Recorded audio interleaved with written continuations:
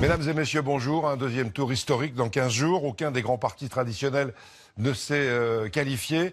Bien sûr, une édition spéciale avec ce qui s'est passé hier, les réactions avec nos reportages dans les régions, les explications de Christophe Jacubizine, qui est bien sûr avec moi comme tous les jours depuis quelque temps. Christophe Jacubizine, pour la droite, c'est également historique. Première fois dans l'histoire, sans deuxième tour dans l'histoire de la Ve République, pas de candidat de droite et une défaite personnelle de François Fillon. Où sont-elles, la droite et la gauche? On va le voir.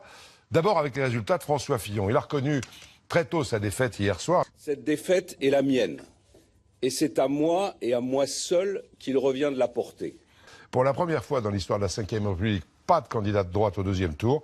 Là aussi, soirée très particulière vécue hier par Amandine Atalaya et Axel Cariou. Je pense que c'est un immense gâchis.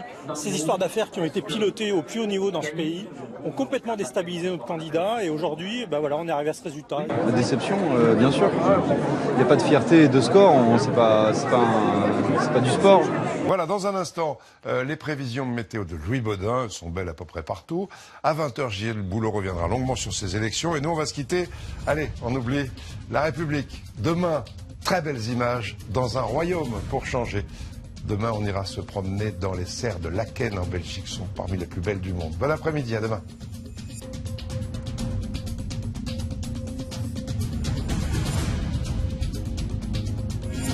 Retrouvez toute l'info sur le site et l'application MyTF1.